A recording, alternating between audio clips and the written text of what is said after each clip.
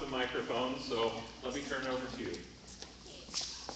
Well, hello, Grassroots. Hello, Joanne. Every day is just a great day to be me. And the Lord gives me such a wonderful opportunity. I had someone send me some emails, cut and pasted some emails or some postings from a website, a TV website, and I've got a new person to pray for.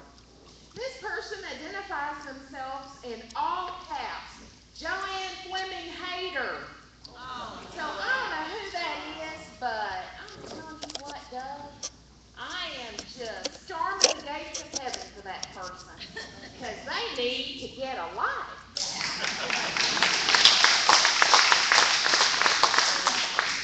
So anyway, I've got some good news for you today. I'm going to go over a few things about the Ted Cruz and the David Dewhurst campaign. We have got two independent polls that came out yesterday, and one of them is the Public Policy Polling Group, and that is not a conservative group, but they show Ted with a 5-point lead over David Dewhurst. And the other one is Winsell Strategies, and they correctly predicted the results of the Indiana and Nebraska Republican primaries this year, where some incumbents, poor babies, they got retired. So anyway, they have Ted in a 47 to 38 point lead. Wow. So let me tell you what, and that is very important. One of these was actually commissioned by Citizens United Political Victory Fund, which does support Cruz. But let me tell you, when you get to this level of campaigning, and you are spending a lot of somebody else's money on a campaign, you're not doing push polling at this point. You're not doing that because you're not going to be getting good information. You're going to be fooling yourselves. So I imagine, and the Winsell Group, I've looked at some of the things that they do, and their polls are blind polls. You won't be able to tell who they're polling for. So in other words, I think that's a pretty good read, and I'm hoping and praying so. Because I ought to tell you, David Dewhurst's campaign is just coming unraveled. It is really pathetic to see someone take the approach that he is taking, his campaign is taking. One of the things I want to give you an update on is the fact that we did work with a local TV station, KTK, NBC 56, and they, several weeks ago, offered a prime time debate in their studio to Dewhurst and Cruz. They could choose any Friday evening in the month of July. Any Friday. It would be aired from 7 to 8 p.m., not only in Tyler throughout East Texas, but a sister station in Waco was going to cover it live, was going to run it live. Then the next day, which had been a Saturday, they would have had an hour of commercial-free debate in West Texas, out in Odessa, for the hour either leading up to or the hour right after their regular evening news. So immediately the Cruz campaign said, yes, we will do that. We will block out and set aside all 4 Fridays, and we'll wait to hear what Lieutenant Governor Dewhurst says, because after all, when Ted issued his challenge to let's have 5 debates, Lieutenant Governor Dewhurst said, well, why do we just need to have 5? Let's just have as many as we can. And then he started putting caveats and requirements, because he won't come to a debate with folks like me and you. He won't come out so that he can answer to we the people. But he wanted televised debates, only debates sponsored by TV stations. Then when they started offering him events to come in on a Sunday morning or a time to do a debate, he said, oh no,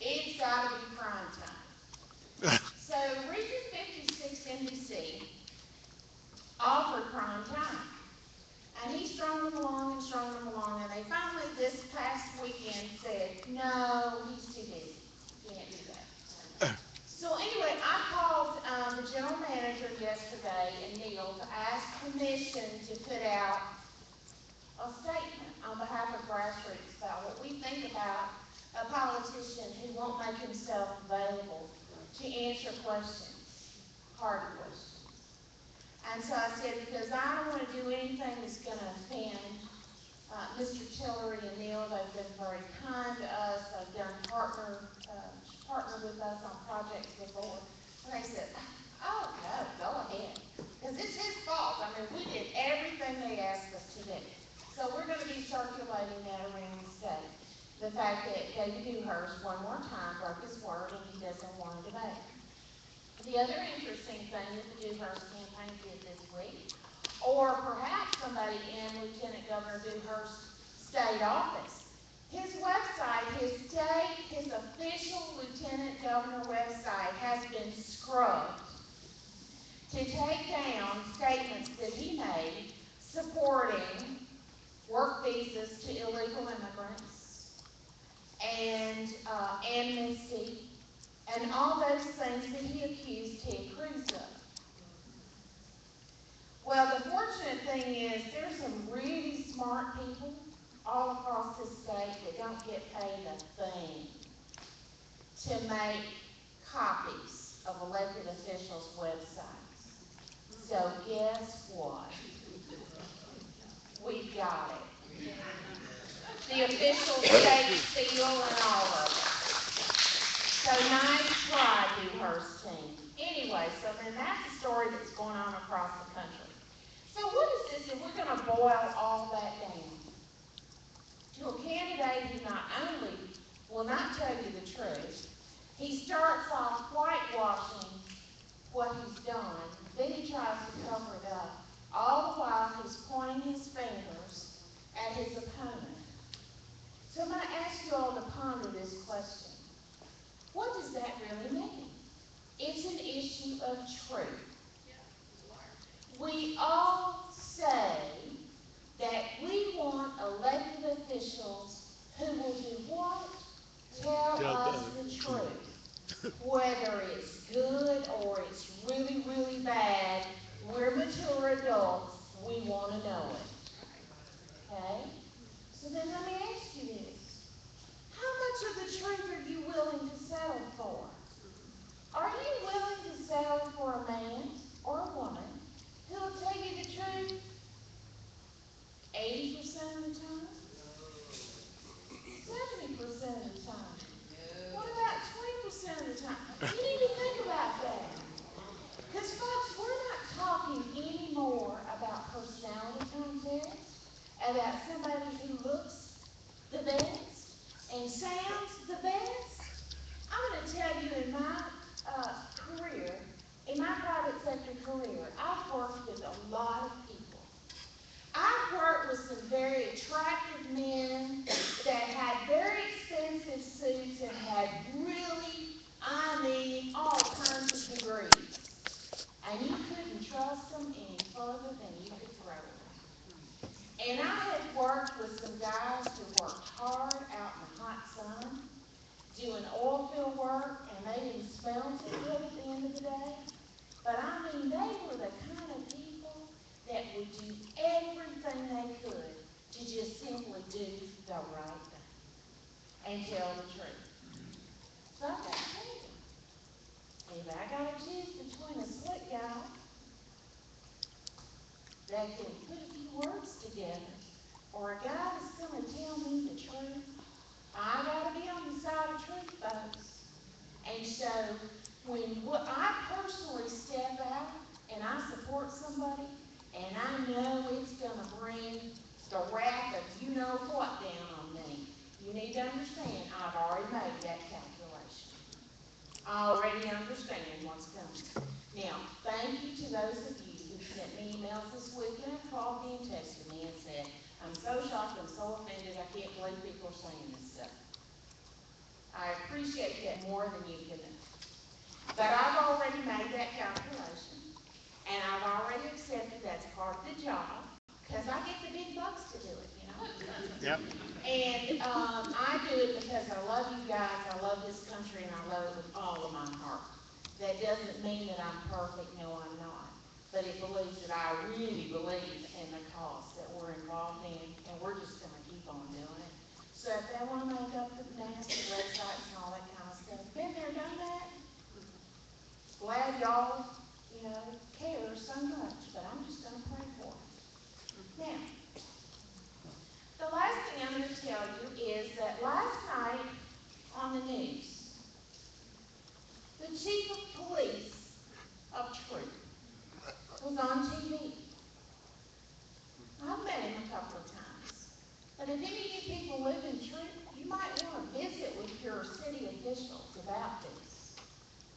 Because this man got on TV and he said that Larry Smith was never involved in a capital murder case that happened in New Harmony years ago. I am holding in my hand here the official court document where Larry Smith was called as a special expert witness. Judge Cynthia Kent was the judge. Jack Skeen was the district attorney. Matt Bingham was a prosecutor. David Dobbs was a prosecutor. Both files is mentioned in here.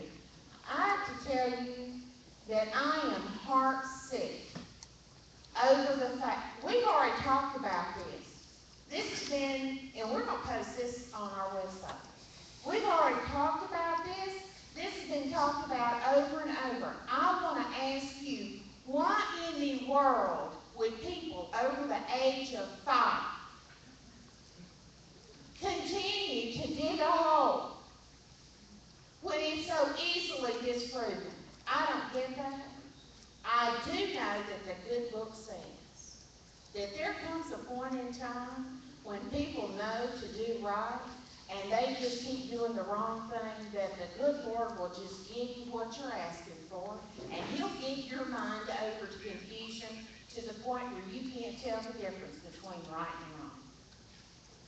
So what do I say about that? Heavens to Betsy, we need to pray for these people.